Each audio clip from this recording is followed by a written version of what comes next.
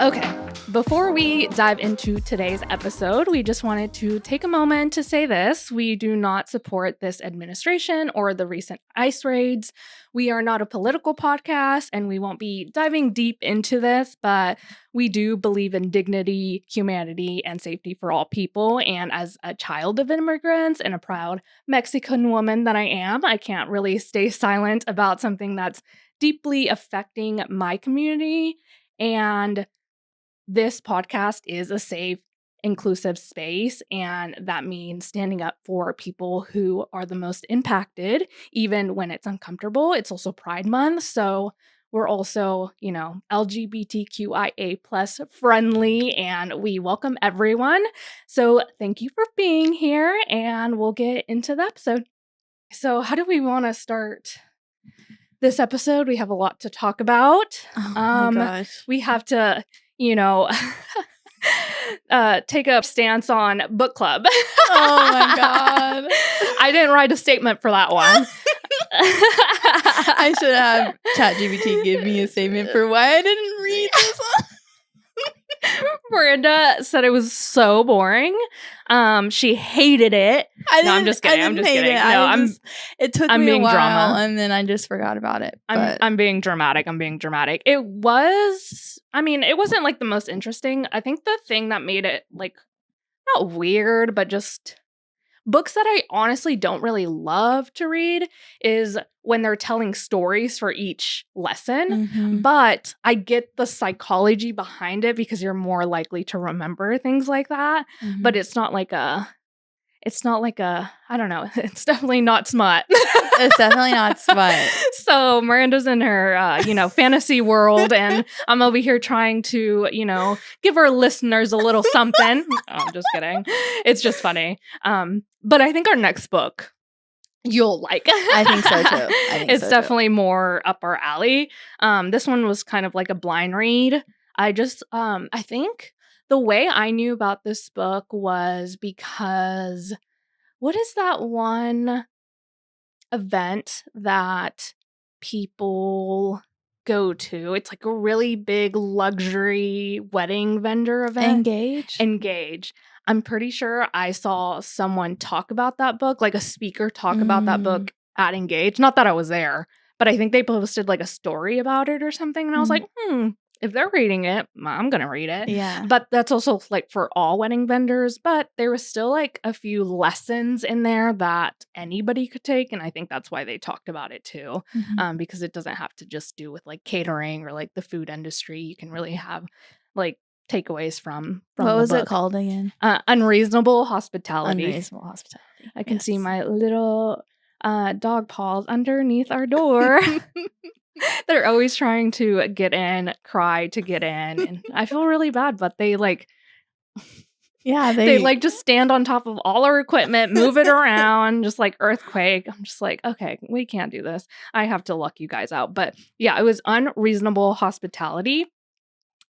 And so here are a few things I've learned, and we can kind of just, tell me what your thoughts are about this. Okay. But a lot of it, I feel like I already knew, but some of it is kind of like, okay, that is something to remember.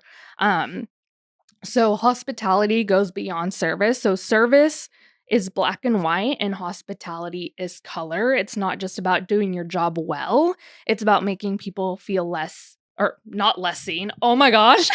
It's about making people feel seen and valued. Okay. And so service is doing your job well, and hospitality is how you make people feel. Yeah. So it's just like how they're going to remember the experience, because you can do a good job, but then, they're just like, okay, we're not leaving a review because it's not anything that was like, that like exceeded their expectations or even like was rememberable.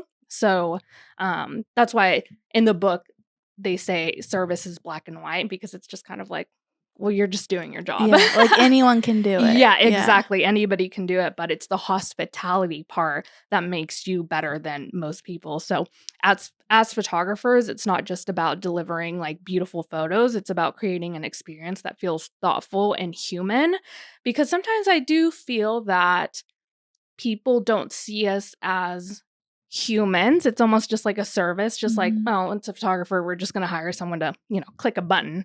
But we got to find those people that think, that want to get to know us and like really be about the experience and know that we care for them much more than just like clicking a button on their day. Like we're gonna, make connections with their guest and like capture their guest really well by doing that. So I guess it really just depends on like the brand and the experience you want to give, because everyone's so different. Like the way you shoot weddings is different from how I shoot weddings, and there's just so many ways to create an experience. So yeah, I thought that was like a good takeaway from it. Especially just like the service is black and white and the hospitality is color, because it's so true. It also reminds me of like the photography and videography brands that just hire associates. That to me feels black and white. Like it's like, you're getting a photographer and that's it. Like there's nothing else that kind of goes with that. You could get a really good photographer that's going to kind of like go above and beyond. But even then, I'm just like, I don't know if I love that. Yeah. Because like the you-ness of your brand is like the hospitality part. Yeah. So that's kind of hard. Yeah. And you could have an associate brand and do it, I guess, right, or not as black and white. But there are some companies that just like hire whoever and just like, don't really put much thought into it. So I was just thinking about that when reading about this.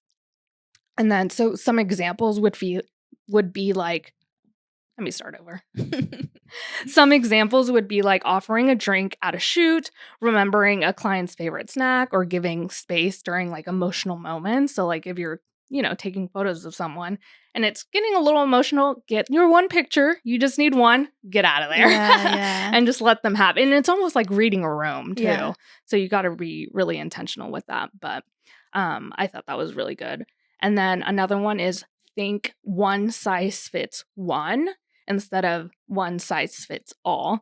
So instead of blending everyone into a generic experience, aim to customize your approach. Even small personal touches make clients feel truly understood. And everyone deserves a personalized experience, not like a pre-made template, which sometimes you should have templates. And well, I'll get into this in a minute, but sometimes you can do something like really personal for people. Well, something that I hear a lot like in the luxury space is that luxury is personalization. And like people want to spend their money like on something that's unique and personalized to them. Yes. And so that kind of goes along with that. Yeah. And some examples of this, if a couple mentions their dog during consult, bring a little treat for the pup on the engagement shoot. It's not really about the money. It's just about being more intentional when you hear them talking about something and just like remembering it. Because I know sometimes when I remember something about someone, they're like, I didn't even know you knew this, or like, how did you figure this out? And it's just like one side comment that they made on a console call or something like that. So it's really easy. You just have to listen. Yeah, that's honestly the biggest thing. Yeah, even when you're shooting weddings, like I feel like listening is really, really important.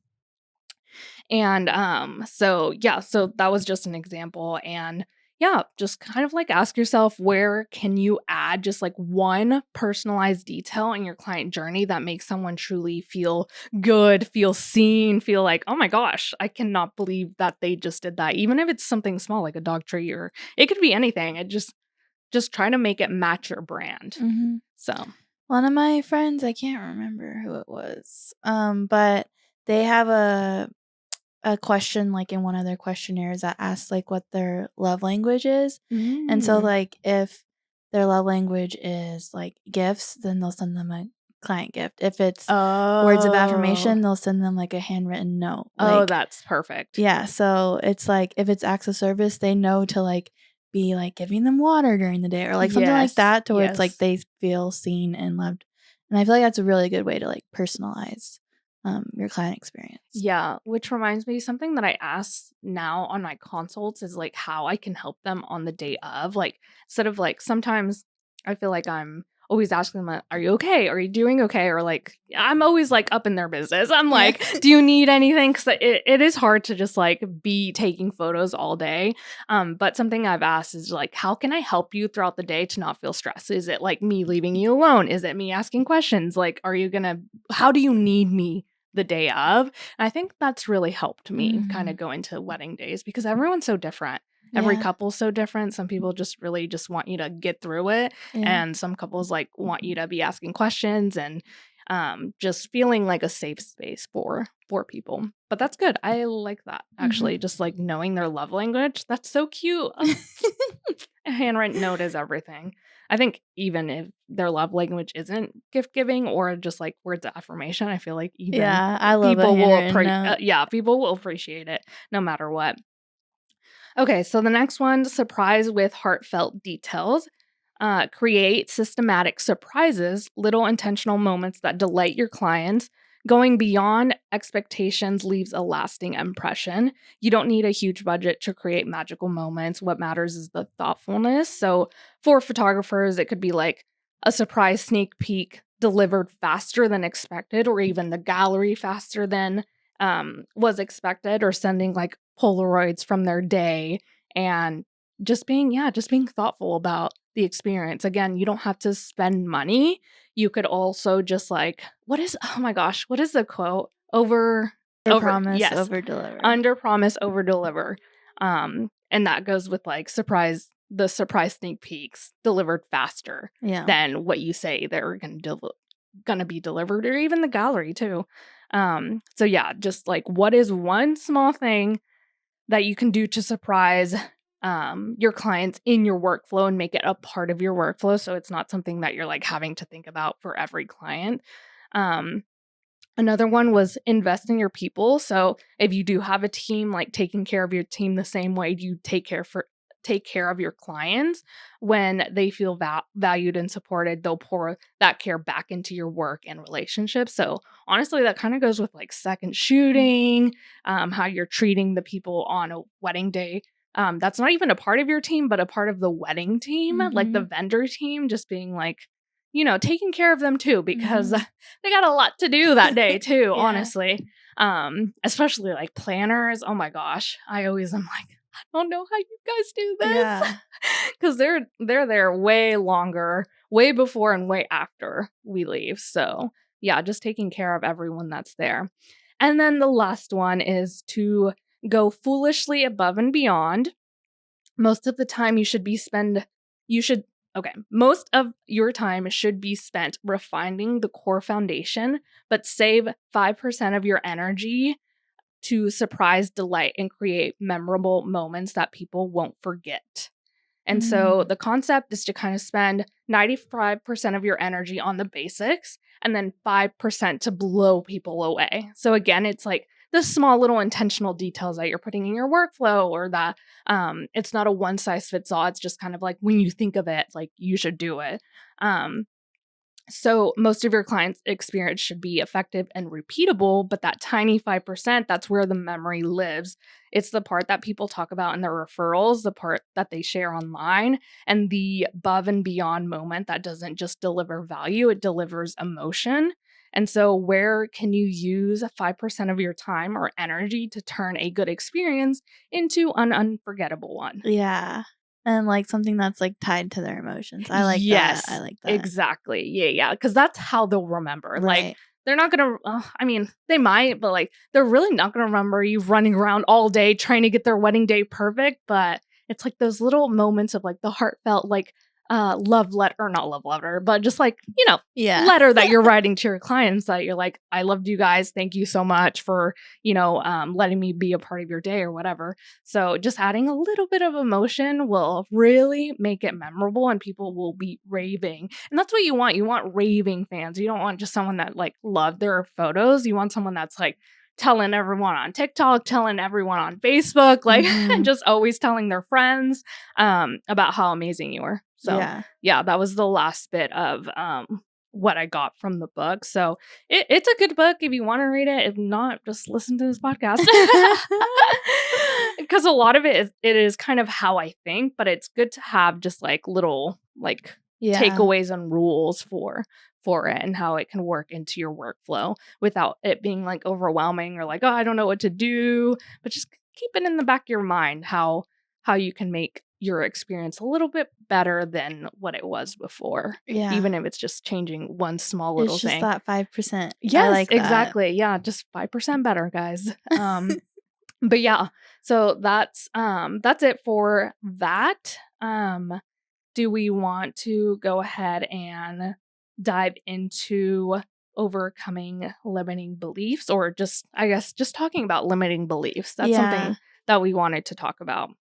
Yeah, I remember the first time I was like having a conversation with someone about a limiting belief that I had overcome, and they were like, "What are you even saying?" Like they've never even heard of a limiting belief before. Yes. And I was like, "Oh, that's kind of true." I've only really been learning about them like the past like couple years. So some of our listeners might not even know like what a limiting belief is. Yeah, I know. Because it's like, yeah, if you're not in the world, you Yeah. just don't know. Yeah. What would you even call it if you weren't? Just like It's like a like a belief that you have that is just like programmed into you that's not really true. yeah, Something yeah, that you kind of have to unlearn yeah. to achieve like things that it's like blocking you from achieving. Yes, I actually wrote it down. So, what are limiting beliefs? Thoughts you've repeated so often that feel like facts, but they're not. So, what's one belief that you've been carrying that makes you shrink instead of like stretch to, the possibilities are endless in this world. And so a lot of us shrink in order to, I don't know, either please other people or just because you think you can't do it. And so, yeah, those are limiting beliefs, and we definitely have some. Yeah, everyone has a lot of limiting beliefs. Yeah, it's just like the stories we tell ourselves and the ones that just keep us small and don't make us go after our goals because we're like, we can't do it. And I always talk about expanders, and some people really don't know what that is either, but it's just like looking at someone else or like finding someone else that's doing exactly what you want to do and just being like, if they can do it, I can do it too. That's like, I always call them, like, I have so many expanders for so many different things, and they always make me think, okay, yes, I can do this. Like, I can do this. It's hard to find when you're not looking. So that's something that I would recommend too, if you're like needing to get out of like a certain headspace, is like finding someone that's doing exactly what you want to do. Yeah. And the reason why they expand you is because like all of this like talk about like limiting beliefs and like manifestation, it all happens like in your subconscious. And so like 95% of your brain is like subconscious and then 5% is conscious. So but we're all living in that like 5% of consciousness like all the time, and we don't realize that like everything that's going on subconsciously is what's like ruling our life. And so basically like your subconscious needs to believe that something can be true in order for you to believe it. So like that's why like finding someone who's doing exactly what you want to be doing and realizing that like, oh, I can do that too, that like helps your subconscious believe that it can be possible. Yeah. And so like the more you find expansion like that, the more you start believing it's true, and then the more you can achieve things. Well, it's the same way you get limiting beliefs is because you're repeating that story over and over and over again. The same way you get limiting beliefs is the same way you'll come out of it, is by repeating it over and over again. It's just harder because we always look at the bad instead of the good. I don't know why we're programmed like that, but it is what it is. Like, you just have to be aware of it. That's like the first step of the limiting beliefs. It's just like you have to be aware, and then you got to catch it. You got to catch that thought before it starts ruminating again and again, and just being very mindful about it. But that's hard. It is so hard. It's really hard, but once you're aware of it and you always think about it, you can stop the thought. I actually read a really good book about that. I think I mentioned it a long time ago. Yeah, and you said like you can't stop the first thought, but you can control the next thought. Yeah, but you have to be aware of the like what you're telling yourself, especially if it's just like limiting you. And it's not like a good, fun thought. You got to be aware of the bad ones too, because it'll just make your life easier because you can stop that second thought, like you said. So yeah, let's get into it. Today we're just gonna get real about what we're being limited by. Yeah. And just how we can start maybe rewriting the limiting beliefs of it. But yeah, you go first. I've been chatting too much. Well, I have some limiting beliefs that I've like kind of already overcame Oh, in my life okay, that yeah. I can talk about, and then we can talk about like what we're currently struggling with. But like one of the biggest ones that I've had to overcome um is the thought that success should look like humble and modest. And I think that's a lot from like my upbringing and just, growing up in the church. It was always like looked it was like better to be humble and like meek and modest, and like showing success just like was not good. Yeah. And so I just kind of grew up believing that, if you are successful, you can't talk about it. You can't really like share your wins with people. That's wild. Yeah, I know. And like how that kind of like related to my business was like, I had to overcome that and realize that like charging high end rates doesn't make you greedy. It honors your value, your craft, and your client's experience. And so it took me a long time to get to that point, but I mean that is true. Like, um, yeah, it's just like something that is so deeply ingrained in you, like the way that you grow up, the way that you see like your parents talk about Yeah. success and stuff like that. And so Yeah. those are the kind of like limiting beliefs we're talking about. It's like the ones that are just so ingrained in you, and you have to like ask yourself, is that actually my story? Is that really Yeah. true? Or is it Yeah. just something that I just Yeah. You grew really up got to with? wake up from it too. Yeah. And I always think like if you were charging less, I didn't have that limiting belief growing up. Actually, I knew from like a small age that I was going to be rich I love it. and or maybe not famous, but like I knew I was going to be rich. I was like, I'm going to be a millionaire one day, and I still believe that. So that's crazy that you grew up like the opposite way. But I always think like if you charge less, then you can't even help people. Like, Yeah, I I feel like don't that whole yeah. thing, like, if you were to charge more, you can help more people in your community, you can, like, donate more, you can be more charitable, but, like, if you're barely making any money, you can't really help anyone or, Yeah. like, even just, like, mentor anyone for free because you're, like, having to make more money to just, like, Yeah. basically exhaust yourself, so, I yeah, think I always it's like think that it's like a Christian value to like have nothing and like give everything away, um and like I even grew up thinking that rich people were bad. Like that's a big limiting belief that I had to overcome like when I was working on my money mindset, because I just thought like it was always told to me that rich people were bad. Rich people were greedy. Um money is like the root of all evil. yeah. And so that's a really big belief that I feel like a lot of people still believe. And so yeah, that was a really big one that I had to overcome and realize that money is just energy, and it's just an amplifier of your energy. So if you are Yes. evil, if you have a lot of money, yes, You're gonna be you're evil. gonna be evil. Yes. But if you're not evil and you have a lot of money, it's just more of a resource to help others. Yes, exactly. Yeah, which I feel like would be good. Yeah. If you have more money, you can help more people. So yeah, that's interesting. That's one of your beliefs. One of mine is this has been ingrained in me since I was young too, but that I have to do it all alone. I've been super hyper independent my entire life. I'm an oldest child. I'm a child of immigrants. Like I've just been super just like I am on my own. And so that's just been always a belief of mine. And I really have to let that go sooner or later. Like I really just like I've been trying really hard this year with like the podcast and like having people help me.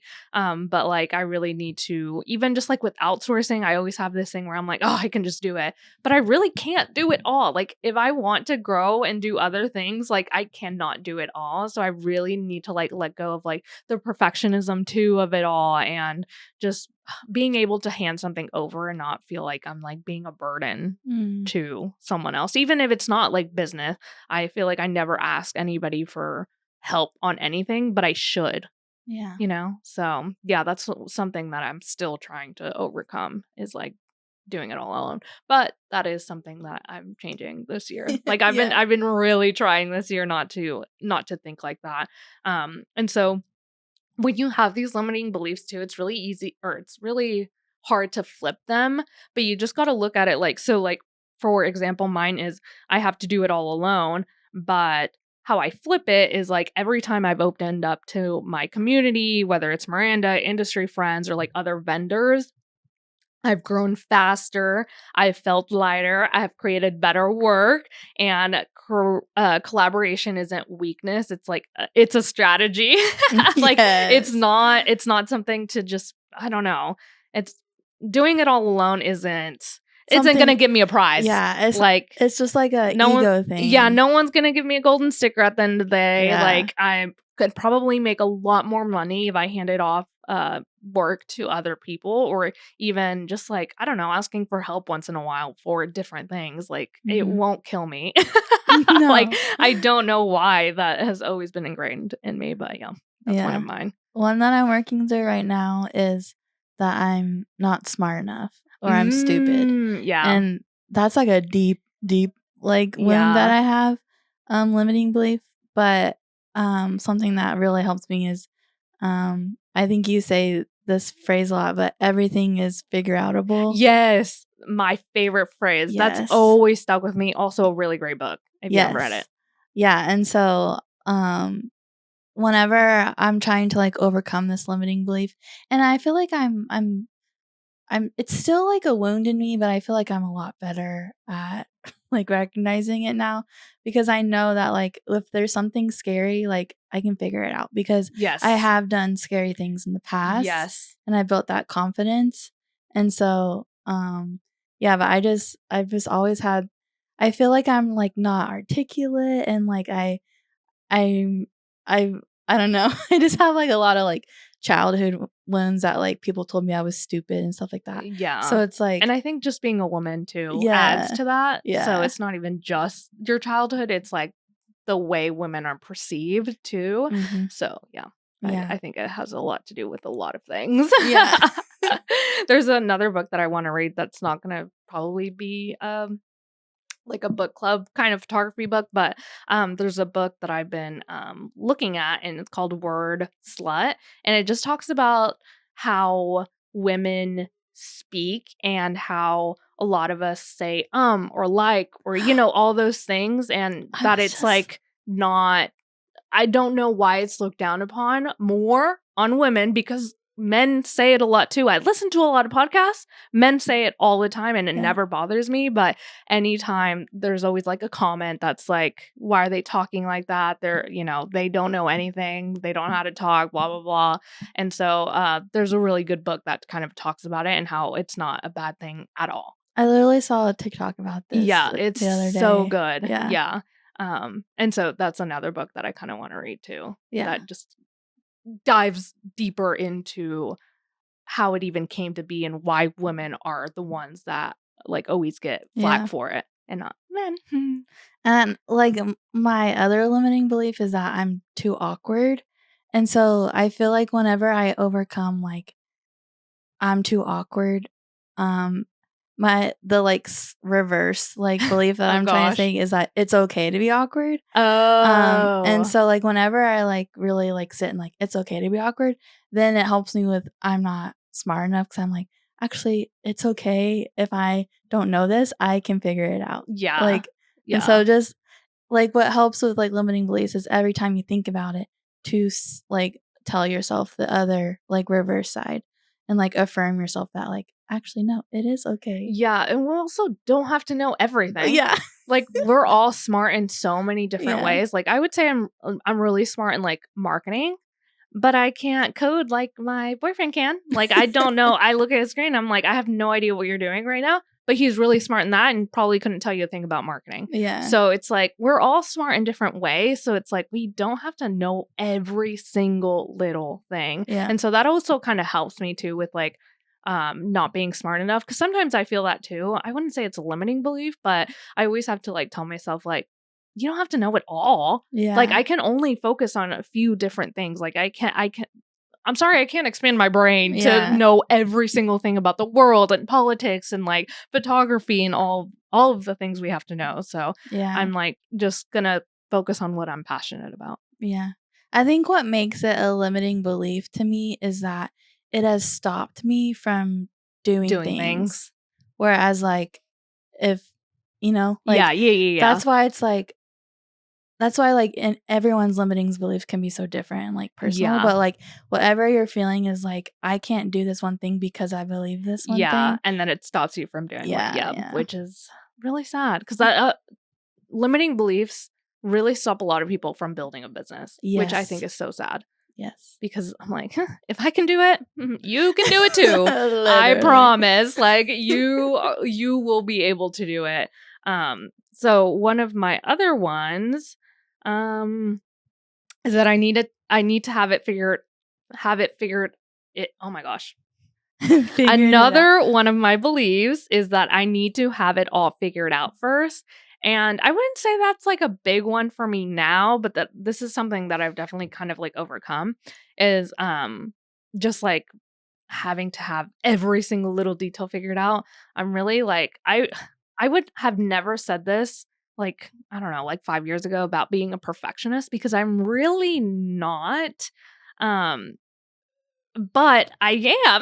Yeah. And it's crazy because I never thought that I was because I'm like, oh, whatever, we'll just submit this. Or like, I don't really care for like little errors and things. But I do want to have like the whole thing finished. Before you start? Or not before I start, but just like, I want to have it all done before I even like mention it or even like say anything about it. But the process is what people like, I think. And so people connect with like the messiness and like not the struggle, but just kind of like the process of it too. And so it doesn't need to all be figured out at once. And because if you waited, you'd be waiting forever. Yeah, exactly. It's never going to be done and it's never going to be figured out. And truthfully, I didn't even have that limiting belief when I started my business because I really just started it. Like I was just doing it, and then eventually I got into weddings, and that's how it happened. But I think it was like when I was like more like in the business realm, that's when I like started being like, oh, I should maybe figure this out more, but I should just keep like being messy. Yeah. Because that's how I started my business. Like my photography business, I didn't really think that it was going to be business. And then it just kind of like grew into it. So I just started and then I just figured it all out in between. Yeah. So yeah, that was one that I needed to figure out because when I started my business, I was just like trying to have everything figured out. And there's too much. There's too much to figure out, especially if you're starting a business. Like, you can just like do it step by step. You don't have to have it all figured out. And then another one of mine is if I raise my prices, people will stop booking. Raising my rates didn't change my income. It changed my clients. The right people will respect the value I bring, not just the price tag. So that's kind of like my flip of it. Of like, if I raise my prices, people will book me. It'll just be different clients and maybe it won't be as many, but I'll still be able to book them. So that's a really big limiting belief, I think, for people too. Yeah, for sure. Because even, I mean, I still have the same struggles from when I went from charging $75 per session to now charging like $1,000 per session. So it's like, I still have those same limiting beliefs every single time. And it was even when I was like going from like $75 to like $100. I'm like, oh my gosh, no one's going to book me. So like, I still have those issues even when I'm charging more. So it's funny that sometimes you just have to like, there's always like there's always like a new level, new devil. Yeah. There's always something. And I'm like, will I ever get over this? Like, I don't know. It's just hard. But you just have to remember, like, you've gotten through it once.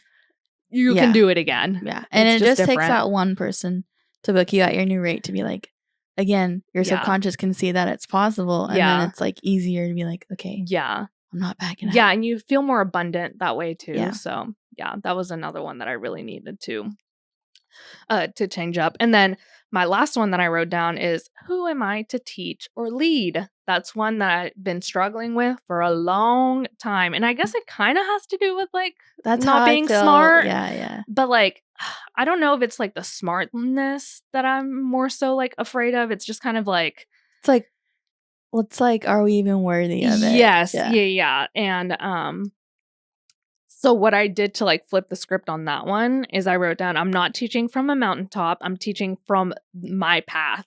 I've built something real and I know I can help someone who's a few steps behind. So it's not like I'm trying to, do worldwide speaker stages or anything like that. It's like, I just want people to be able to figure out their business, and I know how to build a business. And so Yeah. it doesn't have to be like I'm trying to teach people how to, I don't know, fundraise for their startup.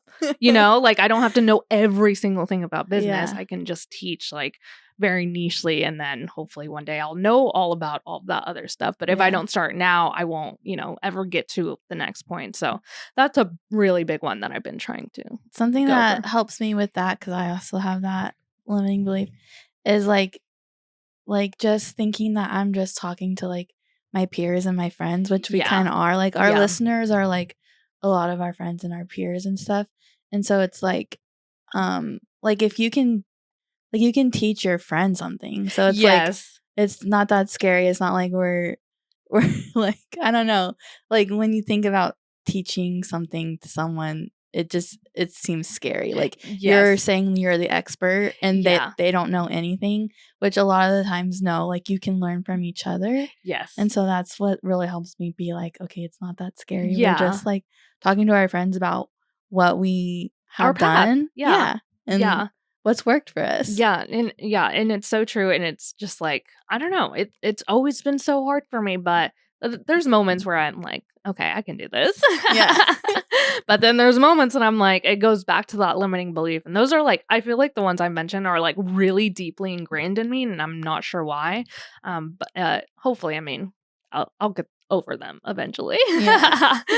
There's always like a new level to each one, I think, too. Like I said with the pricing one, like it was just as hard when I was going from $75 to $100 to like, I don't know, $500 to $1,000. So it still feels the exact same way. So if you're feeling like that, trust me, we get it. Cause it's gonna be hard. But I think just going back to your past and being like, I did that. Like I was able to do it once. I'm going to be able to do it again. Another one that I just thought of, speaking of money, is that I'm not my ideal client, because or not my ideal client, but like my ideal price range. Like I probably couldn't afford I see myself. Yeah. But there are other clients that can afford me. Yes. Just because you can't doesn't Yes, mean, exactly. I always felt so like blinded by like my income and like the people around me. But like there are people that make so much more money that are willing to book with me. And so that was another limiting belief I had when I first started, is that I really had to get over the fact that like just because I can't afford myself doesn't mean other people can't. Yeah, that's Like a big people one. people can, Yeah. and they will. And so that was a really big one that I had to overcome. I feel like I'm kind of over it now, but when I first started, that one was tough. Yeah. And I wasn't even charging that much at that time either. So I think it's really hard. harder when you're not charging that much. Because Yeah. it's like, because you feel like you're like in the same, like, I don't know. Like, yeah. tax bracket. Yeah. And so as you're like, literally everyone on earth. yeah. You're like, would I spend $200? Because that's all you No. see. Yeah. That's all yeah. you like know too. And especially if all the people around you are kind of like the same way too. That one, I forgot about that one. That one was tough to get over. Well, something that really helps with that is like, there's a concept of you are who like the closest 5 people to you are. And so it's like if you're hanging out with like, people who have like, I don't know, zero aspiration, are just chilling on the couch, like eating McDonald's, and that's like all of your closest friends, then you're gonna be the same way. So it's really like if you want to like up level, it's nice to expand yourself and be around people who have higher aspirations than you. Yeah. Yeah. And that's also, that also has a lot to do with like building a business and people thinking that you might be a little crazy because they've never done it. And so you really got to hang out with the people that are been doing it. And that's like an expander. That's like what it would be, where you're like trying to find other people that have done it and are doing it currently, so that you can be like, oh, someone else is doing it. Like, I'm not crazy. Like, someone is doing it and I can do it too. Because there are people that are going to like tell you otherwise because they've never done it. They're scared. They don't want to do it. And so you never want their beliefs to like hop on you like a tick. Like, even like with your like mindsets, like even if like your 5 closest people have a different mindset than you, it's so hard to not be in their mindset. Yeah. And so if you're trying to think a different way, it's nice to find other people who are also thinking that way. Yeah, which is why I love podcasts and the internet and TikTok, because there's so many people that are probably doing what you want to do, whether it's building a business, doing photography, whatever you want to do. There's always someone on the internet that's doing what you want to do. Yep. And it's probably not your best friend or your mom or your dad or your boyfriend or whoever is telling you that you can't do it. There's people that are doing it. So it's possible. Like, I don't know, there was really like something that you wanted to do that no one's ever done. I mean, maybe I would be, but like there's people that have done crazier things and like have like invented stuff and like, I don't know, there's always hope, I feel like. And you know, the possibilities are endless in this world. So, dream big. Moral of the story. Yeah. Oh, I also forgot to mention our little check from the Bank of Abundance. So cute. I don't even know if you can see it on the video, but it's just a little check that I made. I was listening to Just Trish, and she had a check on like her wall, and it was like huge, but I decided to just make a little mini one for me and Miranda. And it's just like, for our dream weddings, we're manifesting $10,000 weddings. And yeah, I just wanted to put that out there, manifest some weddings for me and Miranda, and all of you guys too. You can hop on the energy. I just made it on Canva, so if you want to make a check and just kind of like have it there, I would. Yeah, because again, it's just like a reminder, just a reminder of like, okay, these are my goals. This is where I want to go. I just need a reminder of like, okay, I want $10,000 weddings. What will get me there? Because, oh, that's also something I wanted to talk about, because I think a lot of people get mixed up with manifesting. They think it's just like thinking, like just being like, I want $10,000 weddings, like and then go to bed. Yeah, and then just go to bed and be like, tomorrow maybe. But manifesting is really saying it out loud and actually doing the work to get there. Yeah. I think people, I don't know where we got lost in translation with like manifesting, but it's like you have to do steps. Like you can't just, like I said, like think about it, go to sleep, and then the next day you're gonna get a $10,000 check in the mail. Sometimes you might, if you did the work to get there. And so I just wanted to talk about that because I feel like I saw a video the other day of, they were talking about manifesting, and they were like, you can't just think your way into money, or like think your way into like a better place in your life or whatever, which that's true. You can't just think about it. You have to think about it and do it and work towards that goal. So there are steps to manifestation. It's not like, I don't know, we're not just thinking about it. Which I think that's why people make it seem so woo woo, like we're just like meditating, thinking about it, and then just going to bed and being like, hope it happens. No, that's not how it works. Aligned action. Yeah, that's not how it works. And we're jumping through fear. We're running into the fire all the time. Yes, we're doing DIs. Which also, if you're wanting to kind of like work on your limiting beliefs and so many other things like money, childhood trauma, all of these things, we definitely recommend To Be Magnetic. They have so many resources. They have a podcast. They have just like a membership, right? I think it's like a membership that you sign up for. Their podcast is called Expanded Podcast. Okay. Yeah.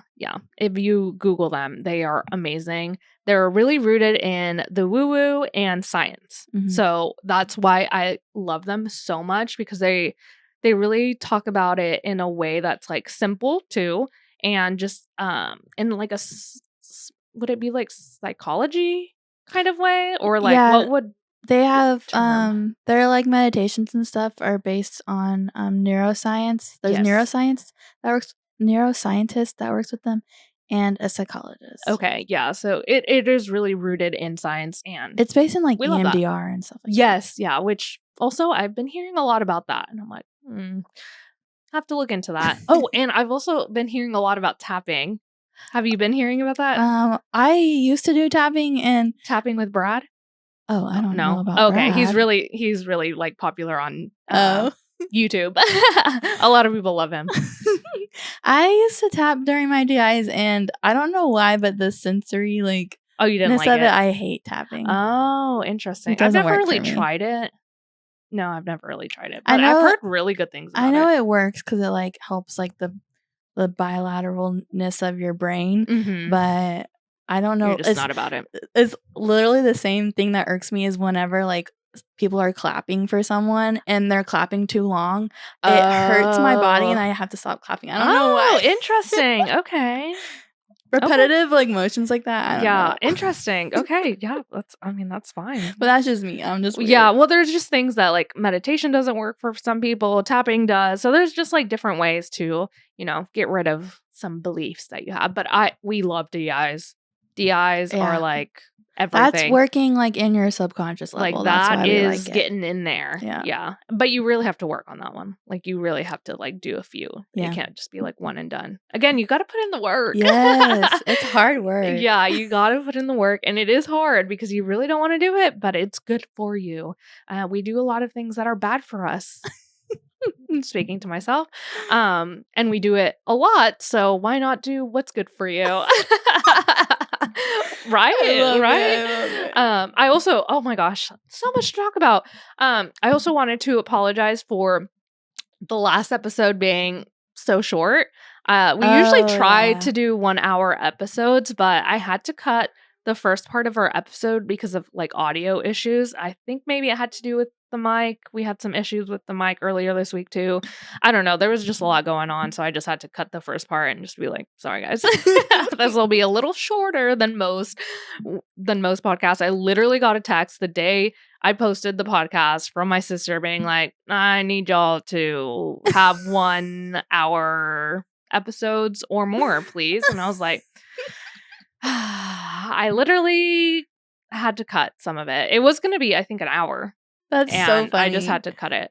I'm glad that she's like, I want an hour, because sometimes I'm like, are we talking too long? Yeah. Well, it's like, guys, it's a podcast. If we're talking too much, mute us, skip. Like, you're listening to a Listen podcast. on 2 times speed. Yeah. And the reason I feel bad is because I love a long podcast. I do too. I can listen to someone, like if I really like them, I can listen to them talk about anything for like 2 hours. Yeah. Like I'm not against like podcasts that are like more than an hour. Yeah. So that's why I'm like, I have to apologize. Hopefully this one will make up for it. But yeah, I was just like, we had the whole intro, we had Happy Pride Month, like it was so cute. But we also have to talk about what we missed in that first part that you talked about. It was yes, about the florist. Yeah. So. Okay, so I worked a wedding a couple weekends ago now, and I was doing all of the the reception details, and I noticed that the florist was still around. And so before I like photographed any of the tables, I asked her like, hey, what arrangement is like your favorite? So that I know to take photos of it. And she just seemed like really shocked and surprised. And she was like, oh my gosh, it's this one over here. Like the light is hitting it perfectly. I was like, Aww. Okay, perfect. I already took photos of that because that's my favorite too. But she was just like saying, and like some of her assistants came up to me saying that like how nice it was that I had asked that question. And I guess like nobody had asked her that before. And I just think that was like really profound. And I was like, okay, we need to be asking this question more, because we are like the sole person that's taking photos of everything on the wedding day.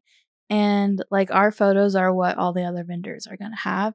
And so if we're not photographing like what they actually want, yeah, or like they're like hard earned, like, or like they worked so hard for these arrangements. And sometimes like specifically for florists, I've had florists be like, tell me like, oh, this one photographer like didn't even realize that like half of the bouquet was dead, and like just like we just go through the day through the motions, just snap, snap, snap. Yeah. And we don't take a moment to be like, is this even good? Like what I'm taking a photo of? Yeah. So all I have to say, like, just if the florist is around, like ask her or him like what their favorite arrangement is and make sure you get photos of it. Well, you can also do that before the wedding. Because sometimes I feel like I don't see the florist.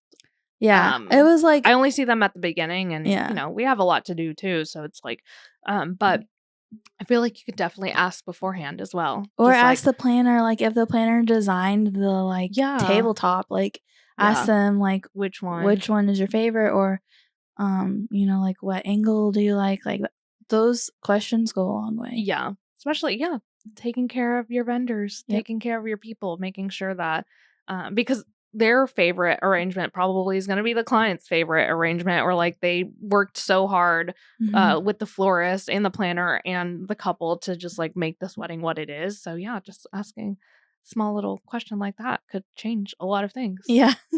So that's cool. Yeah, I've never thought about doing that, or even I've never thought about doing that. So that's good. Yeah. Go Miranda. I know you were kind of proud of that one. Yeah, it was just kind of nice to be like, oh, okay, what I'm doing actually matters. Yes, you know? Yes, I know. Oh my gosh, I know. No, that was a good one. Oh, and also, I'm dressed like this because I had a wedding. Yes, I know. This morning. You're crazy. I love it. I know, it's wild. My friend Kirsten is shooting like an Indian wedding, so it's like 6 different events. 5 different events. I'm not even sure at this point. But I was helping her this morning, so I had to get there at like 7:30.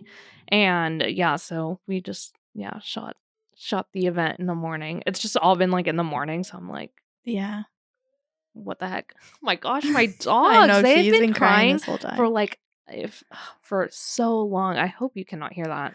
I don't think you can, because she did that last time. Okay, I don't think I could hear it, but it's just funny because I'm like, I can barely faintly hear her crying. But yeah, I'm dressed like this and I didn't want to change. So you look amazing. Oh, thank you. Did you get sweaty today? Was it outside? Okay, good. No, it was honestly, the past couple of days have been not too bad. Like it hasn't been as hot because it's been so rainy. Yeah. And so it actually felt pretty nice outside, but it was basically all inside. Okay, good. Like getting ready inside. The ceremony that they had was inside. I think it was a Hindu ceremony, something like that. And then tomorrow we're going to a temple. Okay. And I have to be at like the groom's Airbnb at like 6:30 in the morning. Wow. I know. I'm like, oh my gosh. Hopefully this will help me prepare for me waking up early these days. I'm like, oh my gosh, I don't know how I'm going to do it.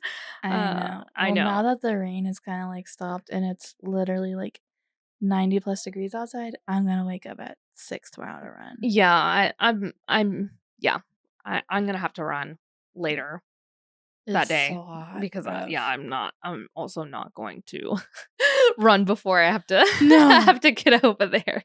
No, impossible. But I'm like, I can wake up early. I'm just so annoyed because I'm like, I can't. I'm just not a morning person. But I've done it. Yeah, a couple of times, honestly, within the past few weeks, and I'm like, that's a limiting belief that you're not a morning person. Yeah, I know. It really is. It's just, a belief that I keep telling myself. And again, it all goes also back to identity too. Like you really have to believe that you're a morning person to be a morning person, and to not be a morning person, you're like, your identity is like, you're not a morning person. Right. So it's crazy that like pattern keeps happening, and then you just make it your whole identity. Like limiting beliefs don't have to be like a negative thought. It could be a belief like, I'm not a morning person. Yeah. That's not like good or bad. Yeah. But it's something that's holding you back from becoming a morning person. Yeah, because you keep saying it. Yeah. And you say it to other people, and then other people are like, yeah, she's not a morning person. So it just reinforces that belief, and it's just like, and then you're stuck like that, and then you just don't change because you're just like, you're not a morning person. Yeah, exactly. So now, like every day I'm gonna wake up, I'm like, I'm a morning person. I'm gonna wake up like every commercial, like sun in my face, like opening up the blinds.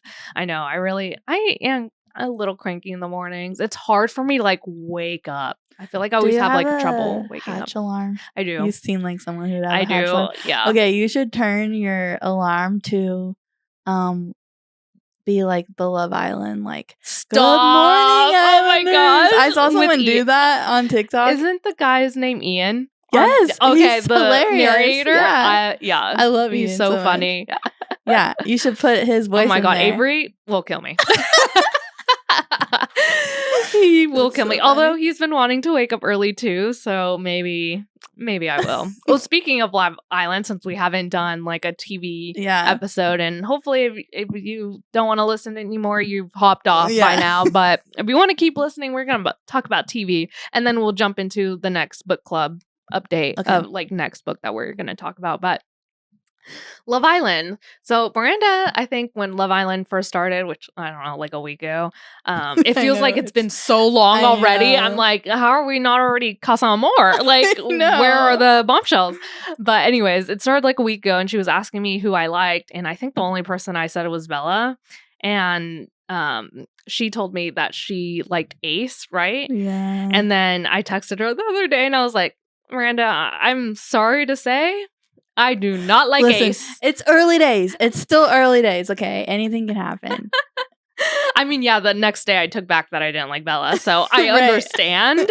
I think I really love Shelly, but I love Shelly. Yeah, Ace is really the one that's like giving me like major red flags out of all of them, just because he just seems like he wants women to chase him, and just like, I don't know, he like the way he was speaking to what's her name? Alondria?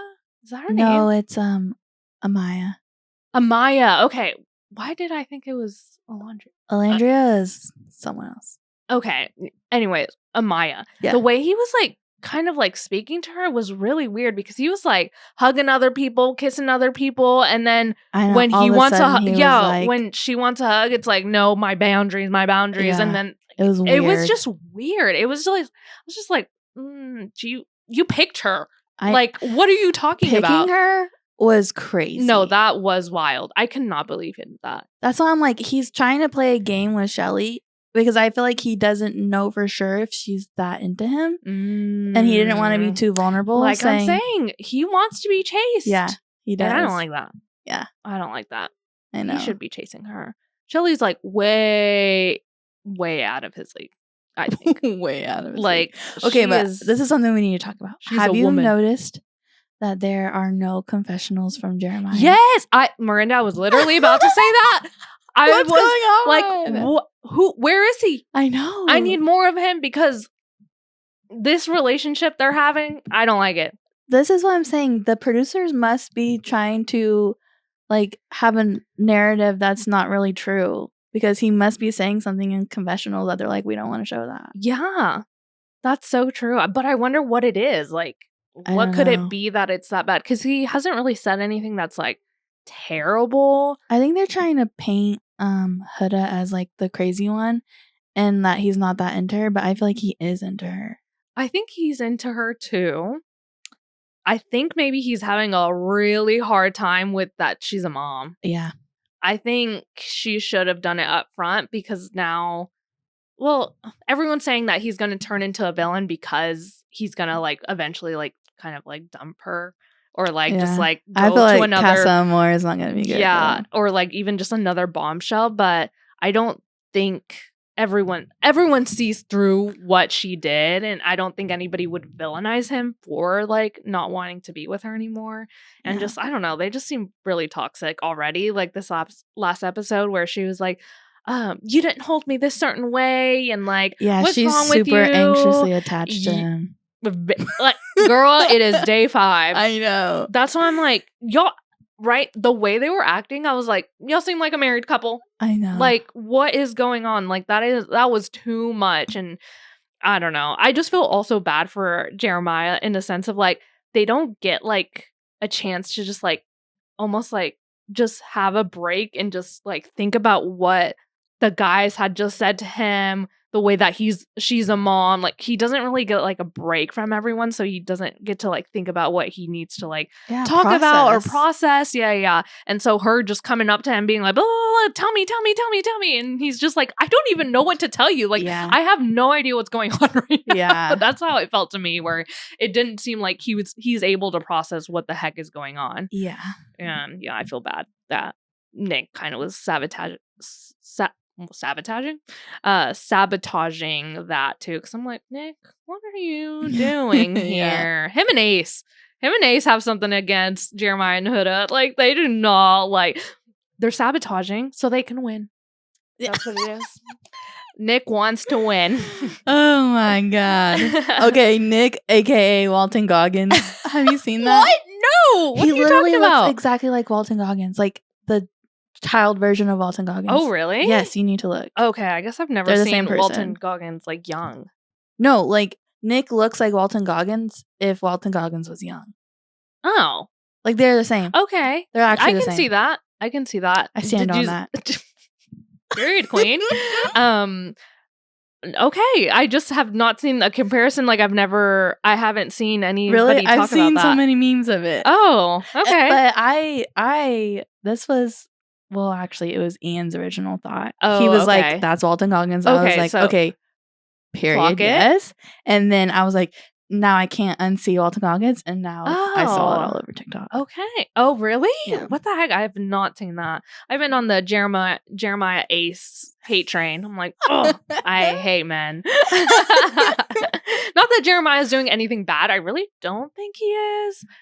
He's hard to read, but I think it's because we don't have confessionals. Exactly. Like, I'm like, what are you thinking? I don't know. I don't know what you're thinking. This is so weird. Yeah, and I'm just like, girl, you're doing too much. She's trying too hard. She should have got her own question smashed in her face. Because I'm like, girl, what are you doing? It's literally day 5. And I swear that conversation was like as if they've been dating for like a couple weeks already. Like, it's just crazy how fast they're moving. I'm like, oh my God. And did you clock that when they were on the date? You saw that episode, right? They were on the date. They went on the date and she's like talking about moving in. He's like, oh, well, maybe we can do long distance first. Then we can move into the same city. Oh, and then we can move in. And then when they got back and she was telling all the girls about the day, she was like, oh, yeah, he wants to move in. And I was like, little Delulu. I don't think he said exactly that, but congrats.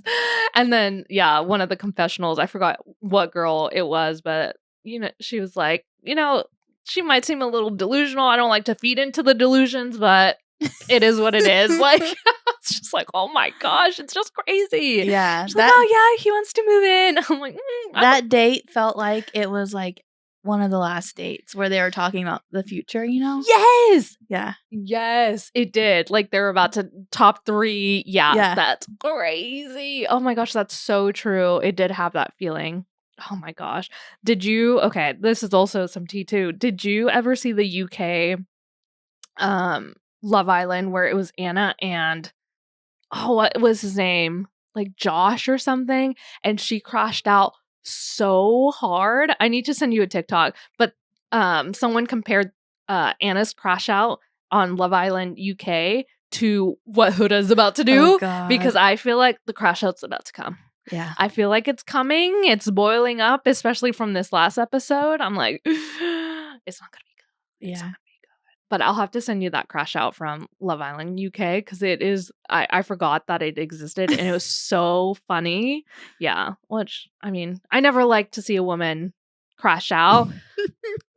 But it was crazy. Oh, no. I mean, that's what reality TV is. That's why we watch it. But it was just so crazy. I was like, I think Huda's about to be in that position. Because they're acting like they're boyfriend and girlfriend and have been for like a couple years now. It's been 5 days. If they're still together at Casa Amor, like there's no way. I feel like people are gonna vote them out. I don't think America likes them. I don't think America likes them at all. I think they like see right through it or whatever. Voting. Yeah, I'm I hate to say this too, but I'm excited to see like when they get like the tweets and like when they get to kind of like see what America thinks. Yeah. I'm excited for that because I feel like I have a feeling that Jeremiah and Huda like think they're like beloved, like just like, oh my God, we love them. Yes, single mom. It's like quite the opposite. I'm just like, that's so scary too. Like I cannot imagine being in their position, like not knowing anything about the world and how people are like talking about them. But you know, people always switch up anyways, but it's just crazy to think about like being in the island and just like seeing some tweets and then it's just all like a social internalizing experiment, and I love it. Yeah. And I live for it. And I will be sad. And I will be watching the rest of it. Yeah, I know. Oh, they always like cringe me out, but I'm like, why do I love this so much? Especially movie night.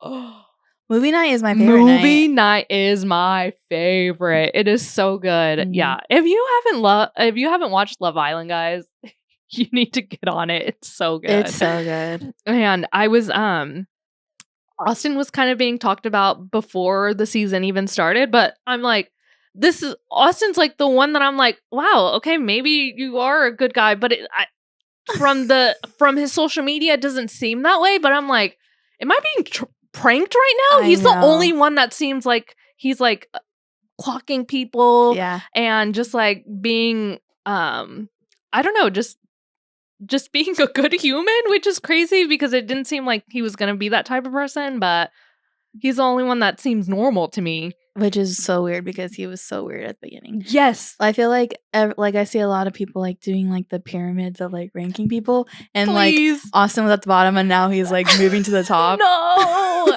I wanted to hate him so bad. I know. And I don't know.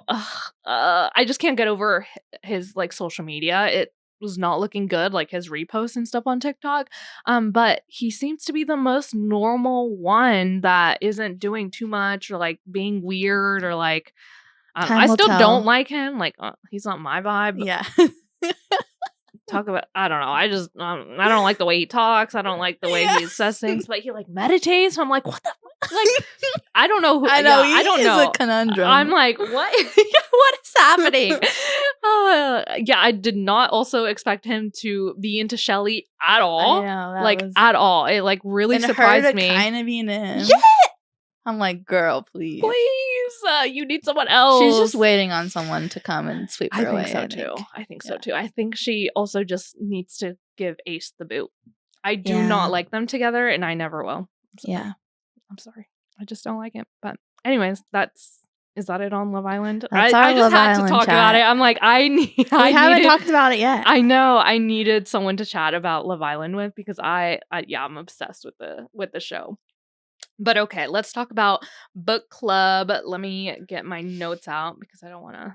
And for this book, I am gonna read it. So, and we also will read it in 1 month. Yes, and not 6. Yeah. So yeah, okay, but yeah. Before we wrap up, we want to share our next book club pick, which is Karma of Success by Liz Tran. By Liz Tran, sorry. It's all about merging spiritual alignment with business strategy, and it feels like the perfect next step after like everything we've talked about today, like intention, identity, and how we show up in our work. So we'll be diving into that these upcoming weeks. So grab your copy if you want to read along, and yeah, let us know your thoughts. I think this one will be good. Karma of Success by Liz Tran.